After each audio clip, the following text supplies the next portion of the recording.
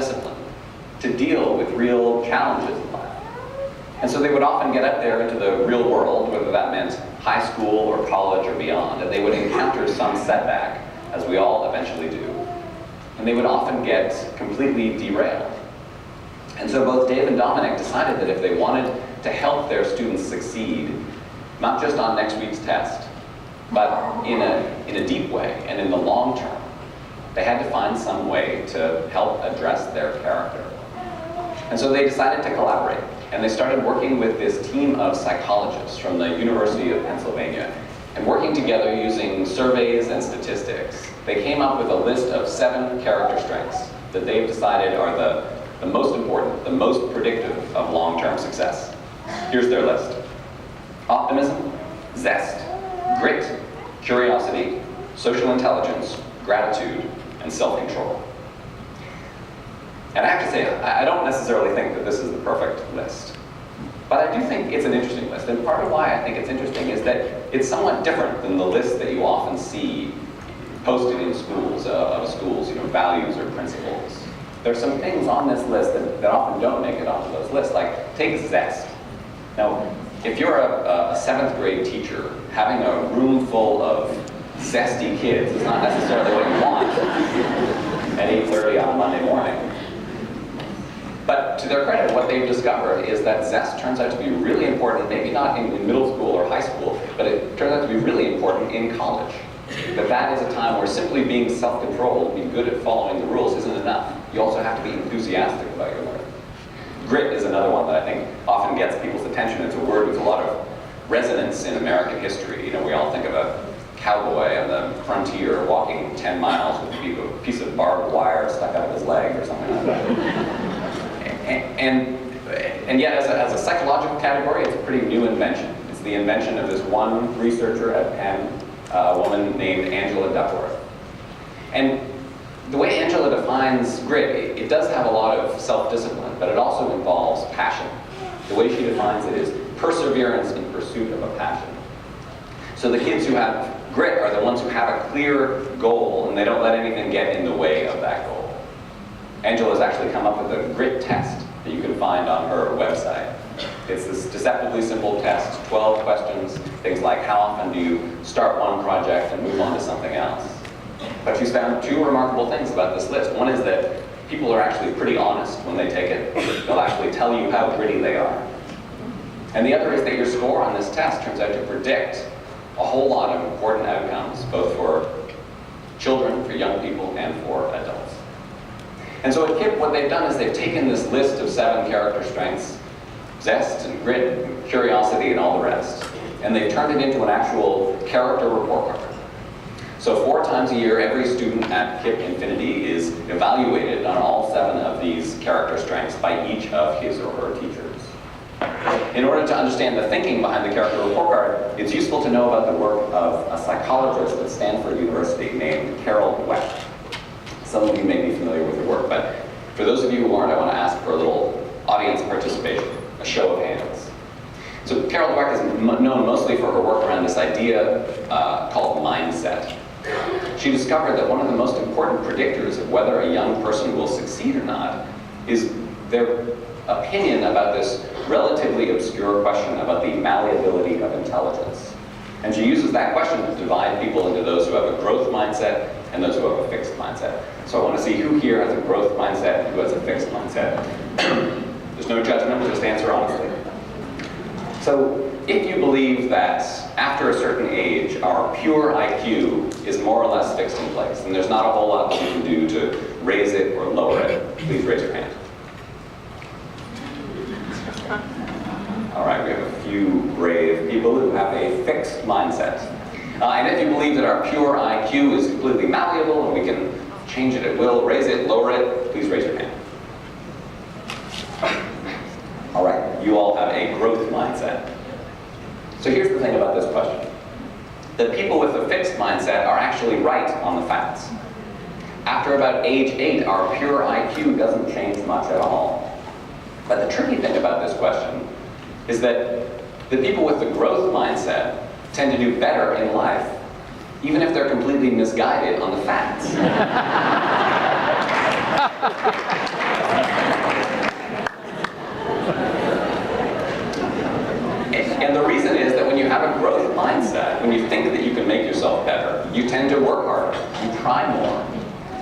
especially true for kids in school. You know, take a 7th grade student, whatever they tell you, they all have a fixed mindset. They all think they're going to be in 7th grade for the rest of their lives. Nothing's ever going to change. The smart kids are always going to be the smart kids. The dumb kids are always going to be the dumb kids. But when you can change that, when you can convince them of the growth mindset idea, they start to do better in all kinds of ways. And one of the most important ways they change is that they deal better with failure. You know, a bad mark on a test no longer becomes a sign of some sort of inherent lack of self-worth. It just becomes a sign that they didn't try hard enough. And so they're more likely to try harder next time. And what the KIPP character report card does is it takes this whole growth mindset idea and it transplants it from intelligence to character. It sends students the message that even in these dimensions that seem so innate and fixed, things like your curiosity or your self-control, that even in these qualities you can improve. These are things you can practice. They're skills that you can learn. In some ways, I think the term character report card is a bit of a misnomer. You can't actually be held back a year at KIPP for not having enough gratitude. A better term, I think, would be a character conversation piece. I went to the first report card night at KIPP Infinity where they were giving out these character report cards. And it was a fascinating night. All around the school, there were these conversations going on between, in each case, a student, a teacher, and parents. And I got to sit in on some of them. In each case, the teacher would pull out the character report card and say, okay, here's where we think your strengths lie. Here are some things we think you could work on, some things you could do to develop those strengths. And what really struck me is that this is not a conversation that is going on in many American schools. You know, in most schools, if those 3 people are sitting down together and talking about a student's character, it's because he's just tried to burn the school down or something like that. And so those conversations are all done in the language of blame and failure and disappointment.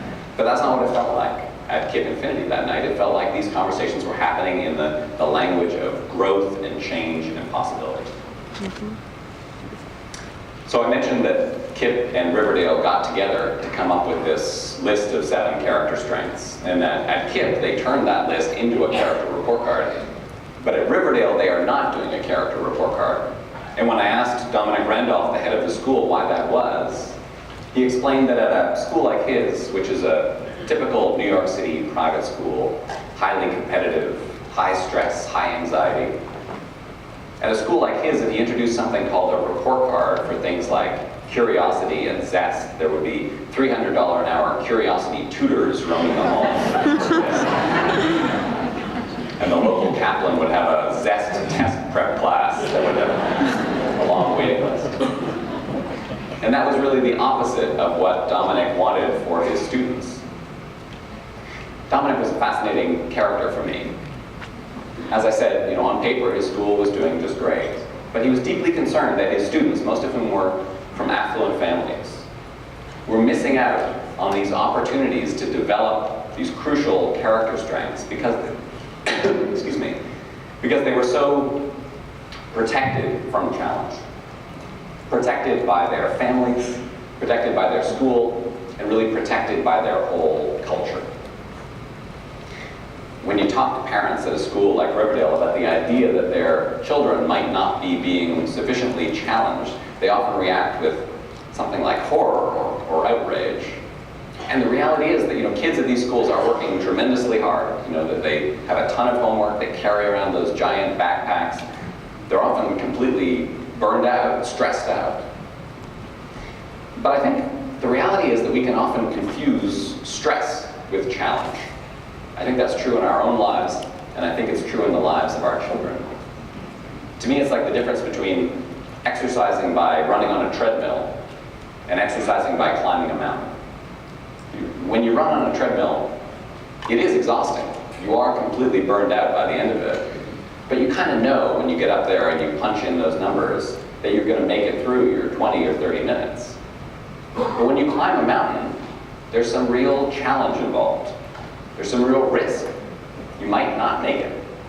You might actually fail. And it was failure that Dominic kept coming back to in our conversations.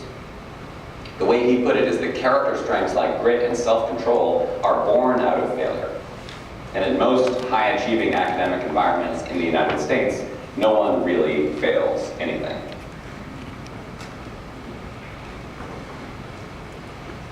I wrote an article for the New York Times Magazine about what's going on at KIPP in Riverdale.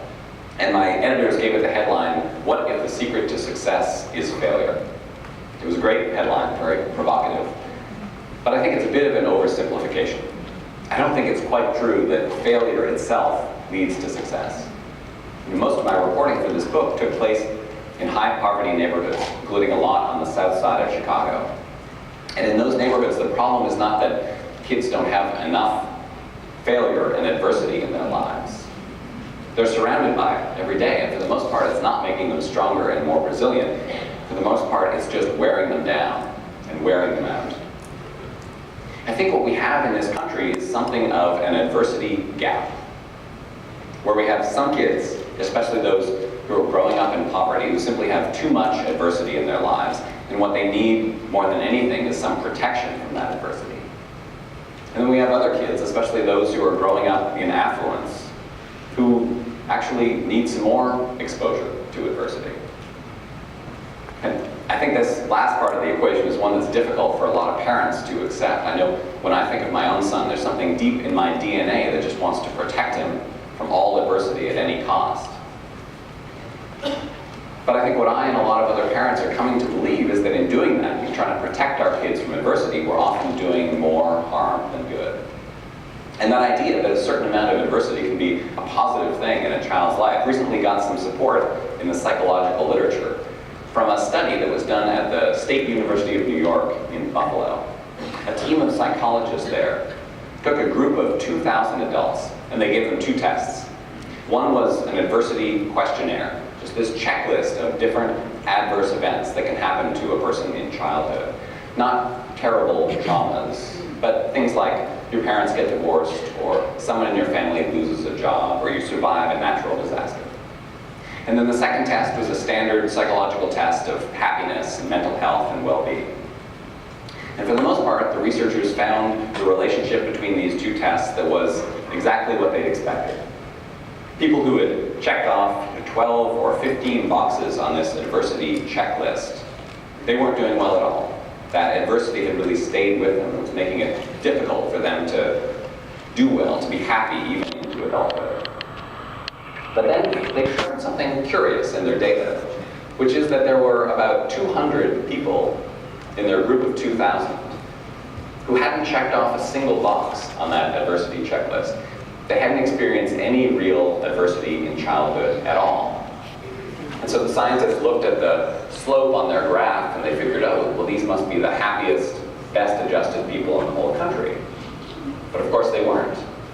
Their happiness and mental health scores were no better than people who had checked off 8 or 9 boxes on that adversity checklist.